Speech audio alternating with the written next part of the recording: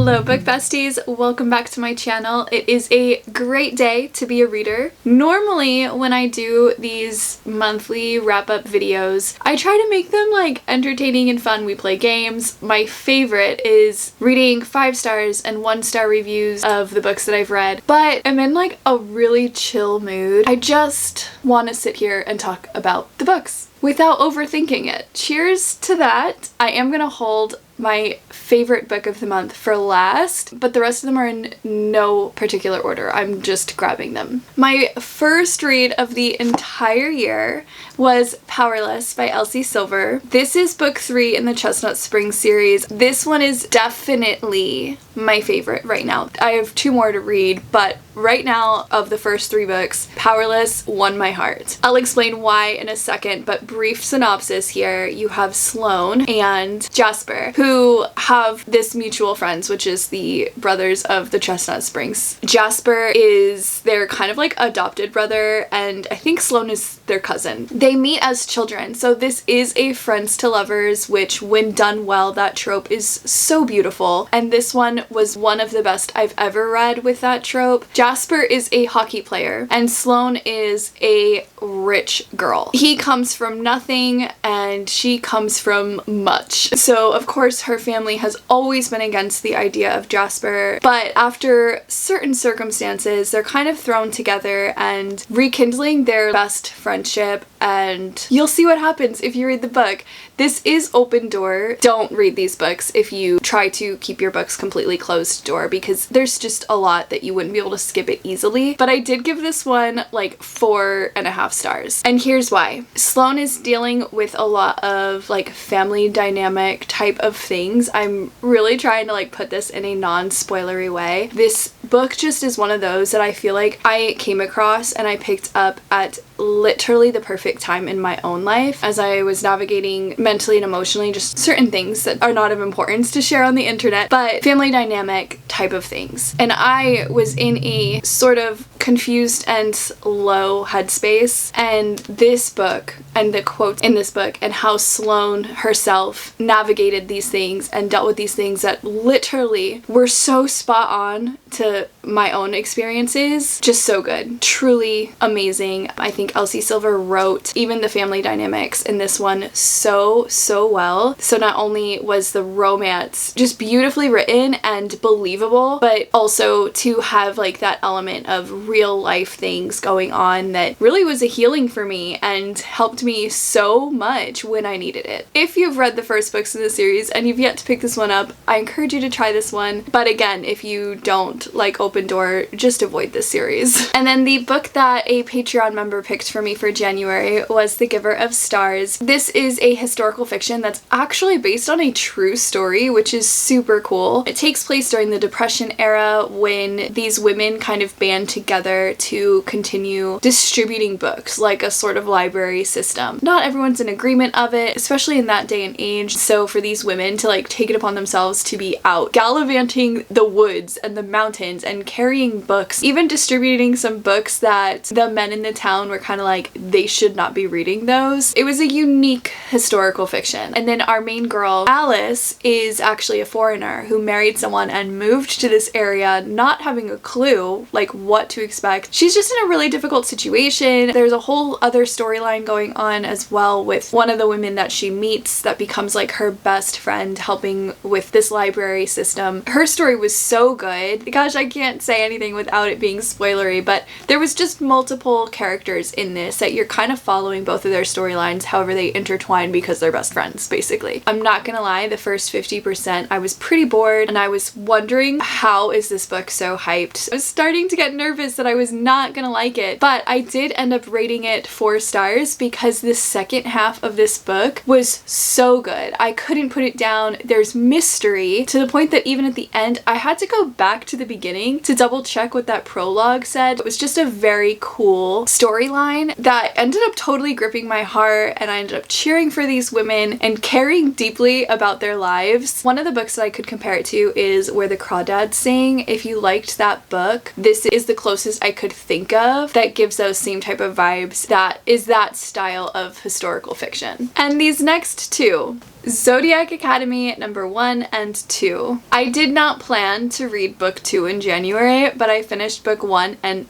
instantly got book 2 so that I could continue this series. Wow, how do I even begin to talk about these books? Okay, so it's two sisters, Darcy and Tori. They're living their lives in the human world and then just like suddenly get invited and taken to this Zodiac Academy, where they find out that they're actually like the heirs of this entire world that they live in, but they've been gone for a long time, and 4 other guys have kind of claimed the throne. They're all in this college together on this campus. There are magical beings. They all have powers. There's a lot going on in these books. The one thing that I will say, there's a heavy bullying trope, so if you have not heard that already about these and that is something that's going to bother you, do not pick these books up. I hate to be like, oh, the bullying didn't really bother me, because it did. However, without too much context or spoilers, yes, it's bullying, but these girls are fierce and fighting back, so that makes it a little bit easier for me. As hard as it is to read, they're okay. I don't want to say a ton about what I think of the books because I am trying to vlog this series. I'm very eager to pick up book 3. They both kind of landed mid for me. They're definitely not favorite books. I do hope the series gets even better. I expect that it will. There's not a whole lot of romance happening yet that is real meaningful. It's much more just sort of all over the place. I have predictions, but this is not the video for those. All I'm gonna say is if you've read these, please let me know if this gets better or worse. I've seen lots of tears shed over these books, which is what prompted me to finally pick them up. I think that it's a good sign that I ended up completely binging them and am looking forward to book 3. This next one might not make any sense to you guys what my thoughts are on it. I read Treacherous by Chloe Walsh, and the reason that I was so excited to read this is because, if you don't know, Binding 13, the Boys of Tommen series, is like a all-time favorite for me. So naturally, I was very excited to pick up another Chloe Walsh and just see if I could find something else that hit the same way as Boys of Tommen. Funny, because I didn't really like this book, and yet I still ended up reading book 2, which, well, it's technically a novella, but it is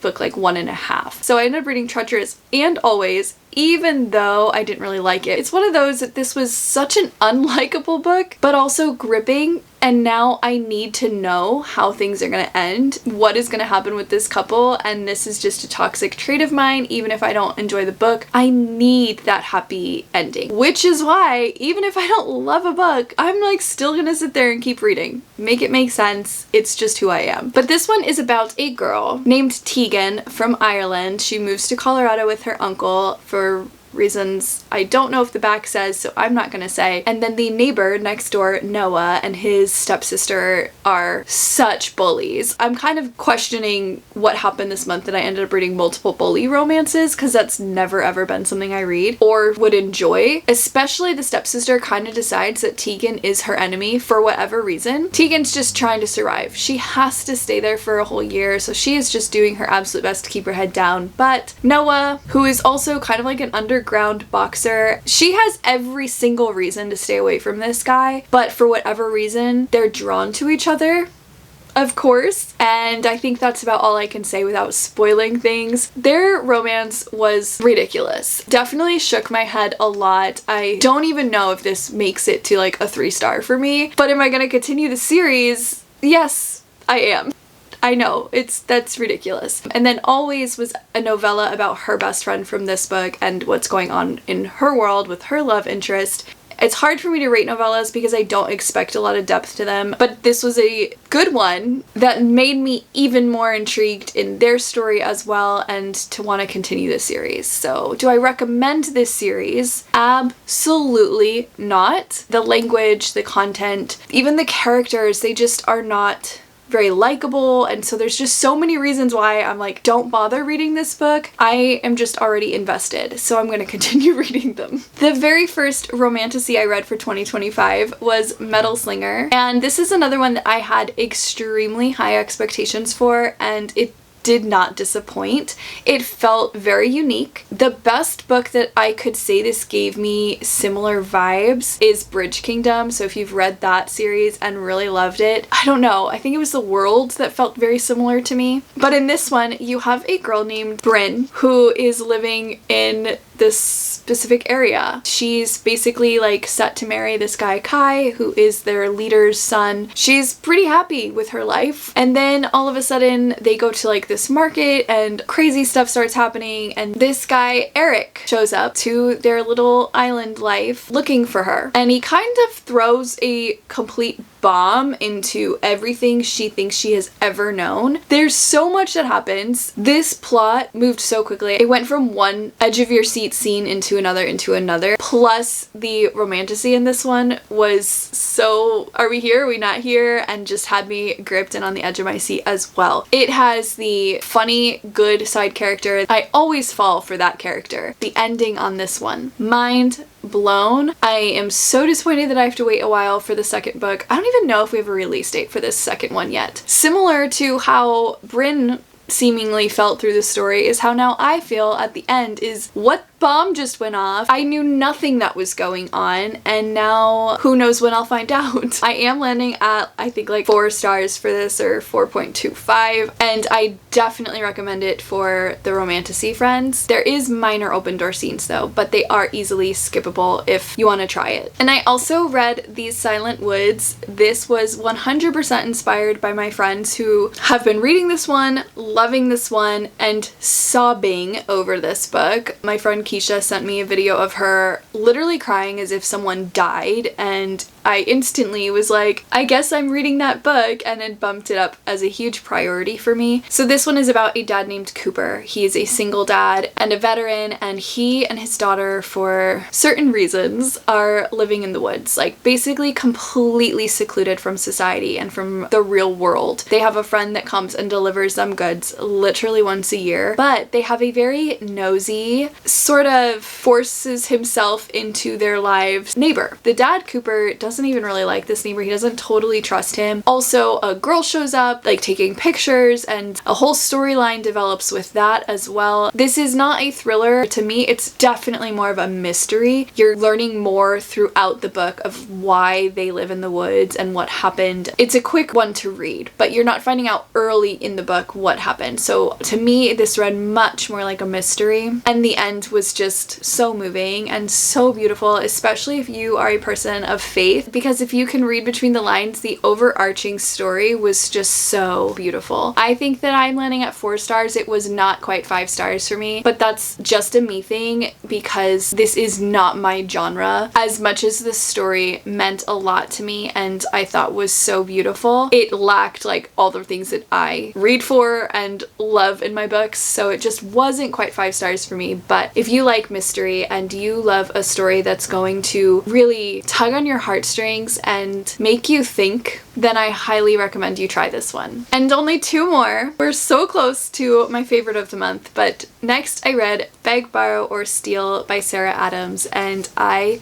loved this book. This is book 3 in the Rome, Kentucky series, and it did not disappoint. I have loved all of the books in this series, though I don't feel like the lead female in this was the most likable. I think that is her character, and that is the whole point of her, and she, despite not being a really likable character, was well written. But the guy in this one is such a golden retriever, such a likable guy. I mean, even as a character, everyone likes him, and it's just kind of his MO. Nobody will ever dislike this person, and that really grates on her nerves because all she wants to do is not like him, because they've been enemies, basically competitors, since college when they met. From college academics into different jobs they've had. Now he's her neighbor, but then wondering why they can never stop thinking about each other. And the development of their love story was so